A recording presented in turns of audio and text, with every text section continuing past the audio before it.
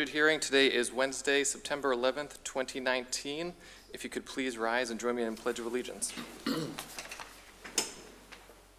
I pledge allegiance to the flag of the United States of America and to the republic for which it stands, one nation, under God, indivisible, with liberty and justice for all. Thank you. Roll call, please. Vice Mayor Clufus. Present. Councilmember Branquito. Here. Councilmember Cuff. Present. Councilmember Howell. Here. Thank you. Mayor Holland is absent. Thank you. We will now move on to our one presentation item, which is a presentation of the fiscal year 2019-2020 proposed budget. Good evening, Vice Mayor, City Council.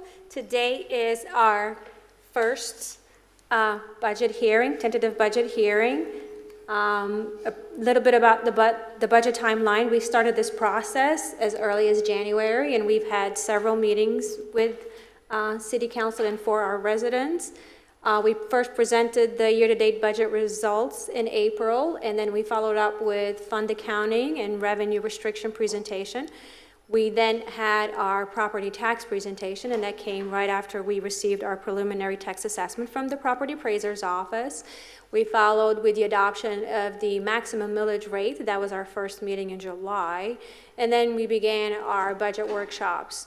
We went over the general fund, the proprietary funds, construction, and all other funds. And on August 27th, we saw the final proposed budget as a whole and went through every single fund again.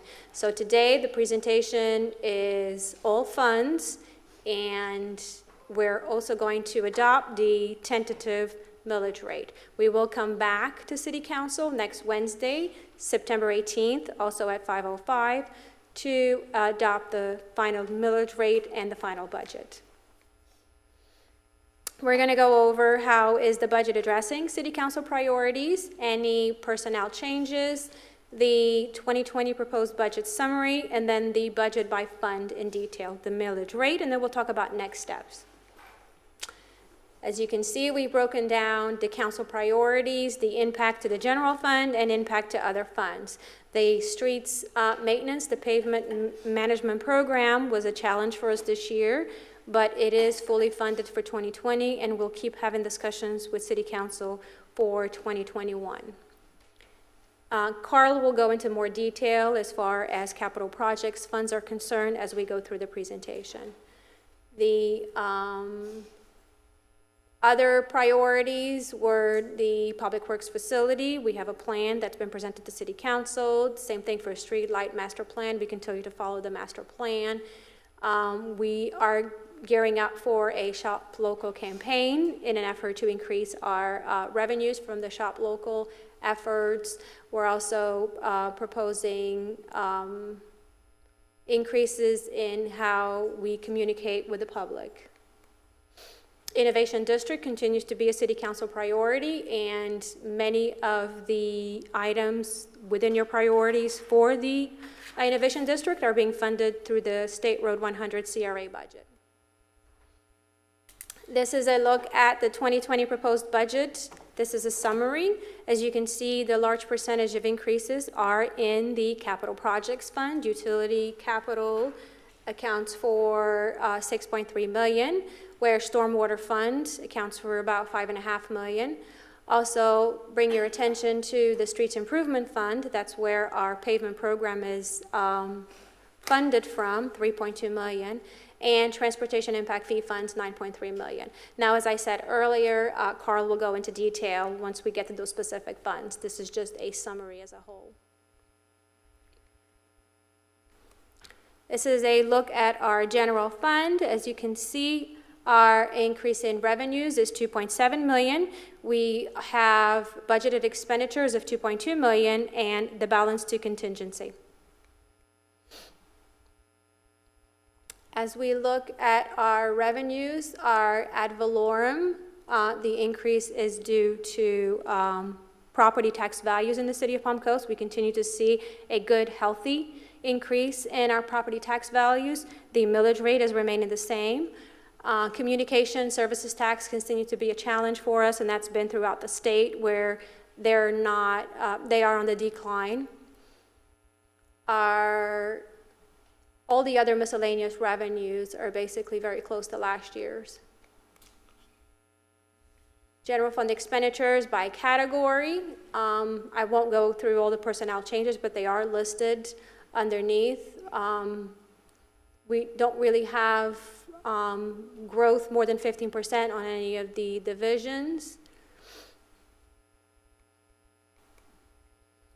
Our proprietary funds, we'll start with utility, water and wastewater fund. As you can see, the personnel changes are outlined in the bottom. Our revenue is proposed at $45,753,000, and the expenditures are broken down by category between customer service and finance, administration, wastewater operations, water operations, construction management, non-departmental. Some of the increases that utility has been facing has been the cost of operating and the cost of chemicals that have increased with the economy. Carl will talk a little bit about the utility capital projects 5-year plan. And you can see going into fiscal year 20 that there's quite a jump in expenditures. A lot of those are tied to ongoing projects that were begun this year and moving into construction phase in fiscal year 20. And then some of the other projects are occurring in fiscal year 20, such as some extension of some projects down Old Kings Road South, some reclaim extensions, some pump station upgrades, and just some overall capacity and infrastructure improvements. So it varies throughout the different disciplines in the utility budget as to what the increases go to, but a lot of it is just moving projects forward that already started and then starting some new projects. Look at our stormwater fund. This is the enhanced stormwater plan that was approved by City Council. One thing that we do have in the fiscal year 2020 is a proposed loan proceeds. We are currently working with the city's financial advisor on a RFP for a loan that we will bring forth to City Council shortly after the beginning of the new fiscal year. And Carl can speak to the fund expenditures in the 5-year plan. Yeah, and this is just tied to the rate study that was done, that was implemented last fall. You know, it's kind of ramping up program. You know, every year we continue to increase that program. This current year, fiscal year 19, we did a lot of planning, a lot of identifying projects, getting the design done on the project. So as we ramp up to fiscal year 20, you saw in your last council workshop, there was several projects ready to go to construction. We have many more projects identified per the master plan that will be moving forward. So with the loan proceeds coming in, we can start implementing more of those enhancement type projects and infrastructure improvements. Our buildings permit fund, we continue to see steady growth here in the city. So the increase in expenditures are to accommodate the growth that we have seen.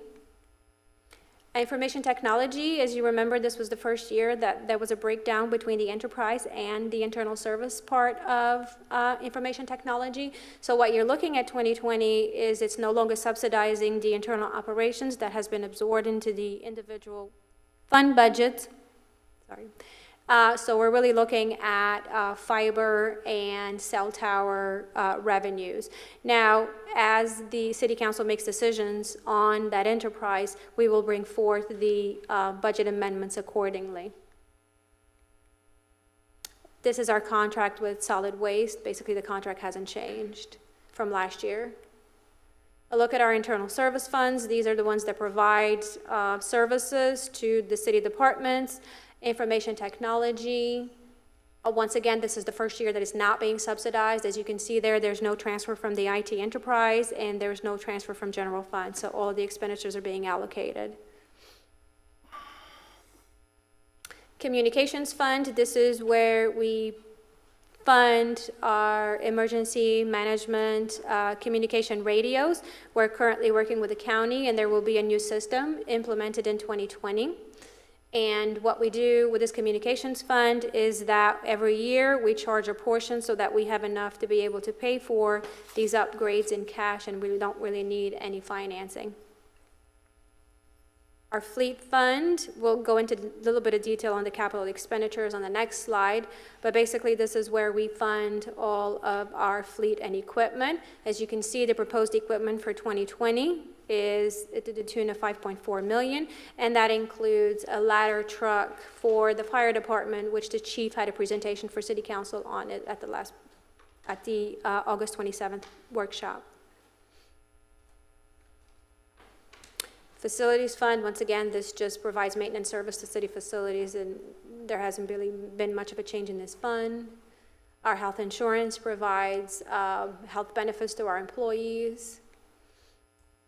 Carl will go over the capital projects fund. I'll just touch a little bit upon the capital projects revenue.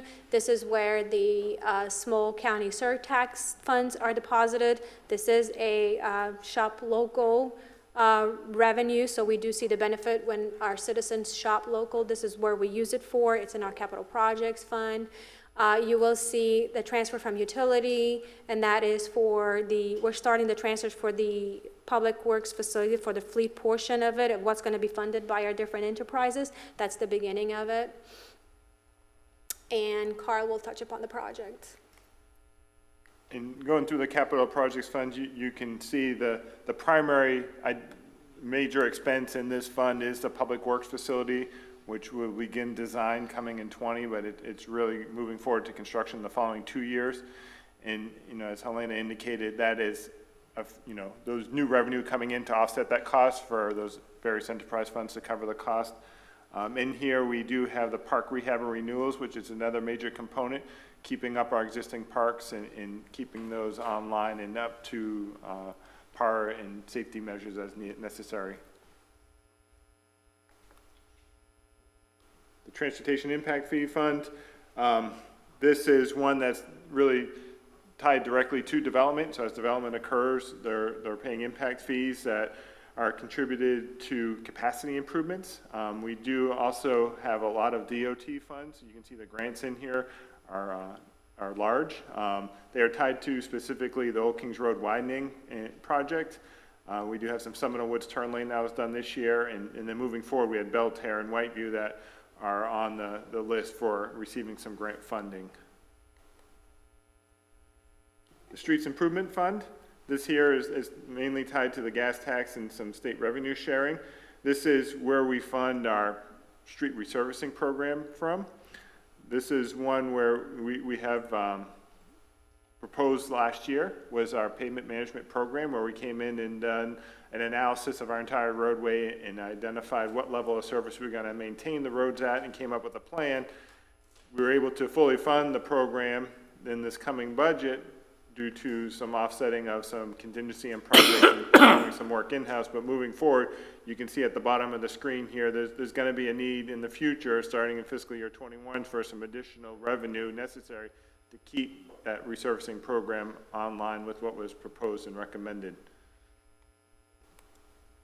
The Recreation Impact Fee Fund, this here is again tied to development. This is one that is, a study is being completed right now that's underway, looking at this impact fee fund to see if any changes need to be made. You can see we do have some projects here that do also have some grant funding from DOT. The Lehigh Trailhead is under design, and there's right now a possibility of having some funds transferred from another DOT project that isn't occurring, so we could advance the construction phase of the project. In the Long Creek Nature Preserve, we have a pending grant application in where they would fund half of some site improvements for boardwalk and overlooks and whatnot that we were waiting to hear back on. The Fire Impact Fee Fund, we continue to collect revenue here for a future fire station. And we are currently under a fire impact fee study also. And the SR1 and CRA Fund, as Helena indicated previously, there's a lot of items in here that are tied to the council priorities. And there are some capital projects in here. One of them are some roundabout safety improvements in town center in the upcoming fiscal year. We'll shift now to special revenues. These are smaller funds for specific purposes, so we are presenting them in summary. As you can see there, CDBG, police education, disaster reserve, special events, Old Kings Road special assessment, and BAC fund. as you can see, the changes are minimum 34,000 for all the funds. So those are the revenues, and this is a look at the expenditures. Once again, they're for very specific purposes, so we don't go through them one by one, because we have done that through the presentations. Look at our millage rate. We are proposing the same millage rate as in fiscal year 2020, and that's in line with the maximum millage rate that was adopted by City Council in July. I look at next steps. As I said earlier, when we started this presentation, we will come back to City Council Wednesday, September 18th at 5:05 here at City Hall to adopt the final fiscal year 2020 budget and millage rate. Any questions? Council? Tuesday. I think we're good. Great presentation. Thank you, Helena and Thank Carl. you. At this point, we will recess City Council meeting and convene the CRA Board, so I will need a motion to adjourn this meeting. I'll make it. Got a second? Second. Okay, I will now convene the CRA meeting, and we will move on to item E2. And this is a resolution which proposes the adoption of the tentative budget for fiscal year 2019-2020 for the SR 100 Corridor Community Redevelopment Agency, also known as SR 100 Corridor CRA, at a total amount of $2,035,955. The resolution also amends the fiscal year 2018-2019 budget as discussed during a series of budget workshops which included the SR 100 CRA.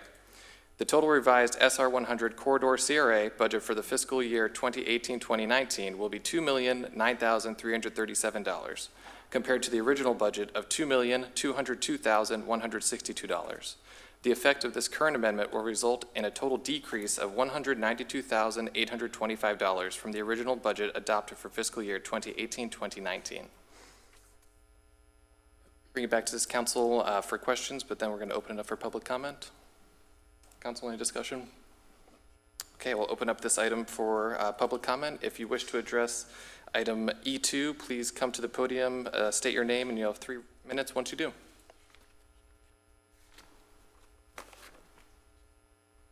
All right, I will close public comment as I see no one approaching. I'll bring it back to this council for a motion. Second. All those in favor say aye. Aye. Aye. All those against say nay. Motion passes 4-0. I will now adjourn the CRA board meeting and reconvene our city council meeting. So once again, I'll need a motion. I'll make it. I'll second it. Okay. I will now reconvene the city council meeting, and we will move on to our resolutions. And the first resolution is setting the tentative millage rate for fiscal year 2019-2020. And reading this agenda item, the city of Palm Coast proposes to levy a millage rate of 4.6989 mils. This is an increase of 6.15% from the rolled back rate of 4.4266 mils. I will now hear public comment on that. If you would like to address our council, you have 3 minutes once you approach the podium and you state your name for the record.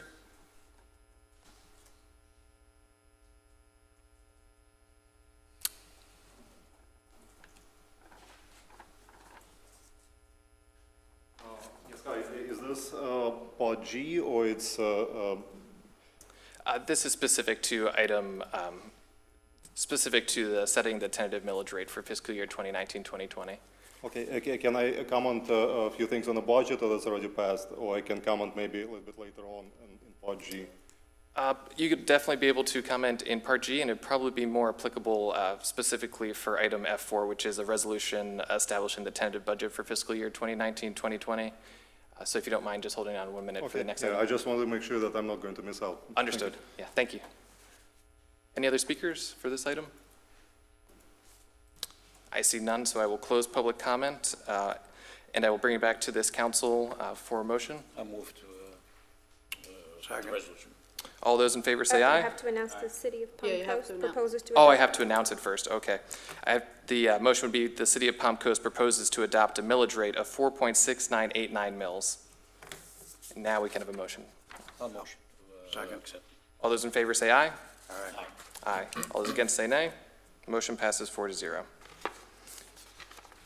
Okay, moving on to item F4, which is a resolution establishing the tentative budget for fiscal year 2019-2020 and amending the fiscal year 2018-2019 budget.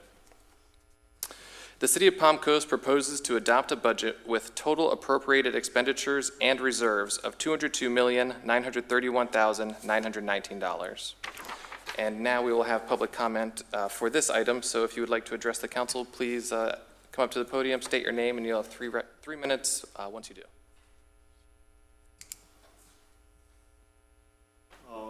Yes, hi, I just wanted to find out the status on Please state your name for the record. yes, sorry, I'm sorry. Yeah, my name is Vadim Zaitsev, and I'm the resident of the P section of Palm Coast.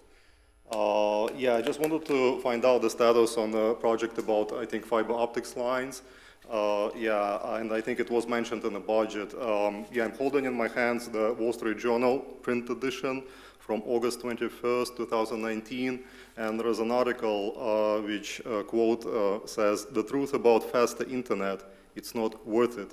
So the idea of the article is that there are some major companies like AT&T, Verizon, and so forth, Comcast, that had invested tons of money into the faster internet, but eventually they realized that 2,500 kind of megabits is more or less enough for the households, and they can barely get the money back. So I'm just questioning: is it really worth it for the City of Palm Coast to invest, I don't know how much money just to, I know whether for profit or not, but, so that's my question, whether or not the fiber optics lines are really worth it if the private companies can barely get money on it back. Okay, Understood. thank you. Thank you. Next speaker, is there any other speakers? Okay, I'll close public comment, and I will answer that. Most directly, the City of Palm Coast has benefited from our FiberNet infrastructure, mostly because we were able to consume our own internet. Prior to the inception of FiberNet, we were paying close to $250,000 a year for internet access for all of our buildings. So our initial investment, which was close to $10 million, has been repaid. Because we were able to consume that internet ourselves. And we also have partners like the school who contributes, they pay for the broadband access that they get from FiberNet. And there's also investment opportunities that exceed the limits of just providing additional bandwidth. There's Internet of Things opportunities and additional sensors, and that really integrates well with our water utility. So there's additional opportunities for the fiber to be used than just delivering high-speed internet.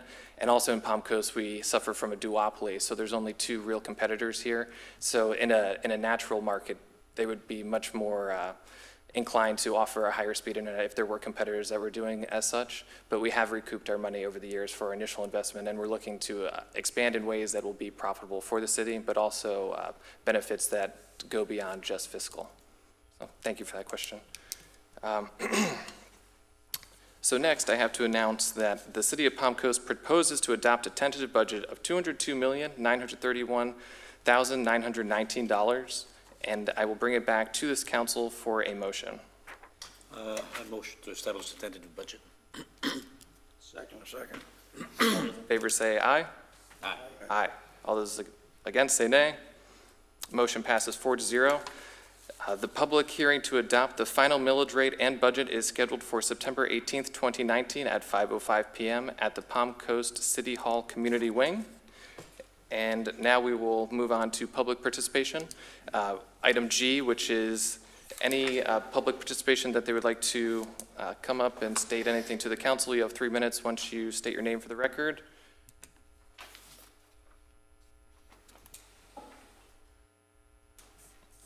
Yes, hi, once again, yeah, my name is Vadim Zaitsev, and I have a more specific question.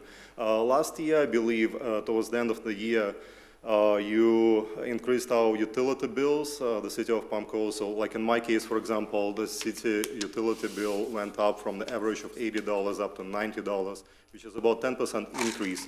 I believe one of the promises was, and that's relating more to the people like myself, my house is located on the freshwater canal. Now, about 10 years ago, 15 years ago, there were 2 boats or barges that were going around and cleaning up the canal. For the past, I believe, maybe like 8 to 10 years, it had never been cleaned. And I believe one of the promises when you raised up the prices for the utility bills is that the freshwater canal will be cleaned, which is very important for the people like me, whose houses are located on right on it, basically. So if you can just tell me what the status on that is, thank you. Understood. Thank you. Any other comments? No, I'll close public comment, and I will defer to Helena, but specifically, I remember the stormwater. Yes, I think what they're referencing is the stormwater increase, and Carl is actually our director, so he can speak to it. Yeah, canal dredging was part of that plan. It was in our enhanced stormwater plan that we put together. It is a long-range plan. I think it was like a 20-year plan to do the dredging of all the canals. And as part of our master plan data study that we presented yesterday, and identified that there are some areas, if we do modify, especially the control structure levels, we definitely need to combine that with some dredging. We have already started to perform some dredging, and we will be doing some associated with some projects where we identified key areas where we need to relieve some potential flooding hazards. So it is a project that is starting up, and we'll continue to enhance it in the upcoming years. Excellent, thank you. That's a very timely question as well, since we had that presentation yesterday, so thank you for that. And that concludes our budget meeting for today. I will have a motion for adjournment. May I just add one thing? I would like, if at all possible, that next year when we go through this, I want to make it a part of the record, that we do everything conceivable to try to make this a little later in the evening so that do public participation, we can get some more folks in here. That's the only thing I ask. Understood. All right. Appreciate it. Excellent. I will still entertain a motion for adjournment. Motion to adjourn. Second? Adjourned. Thank you, guys. Thank you.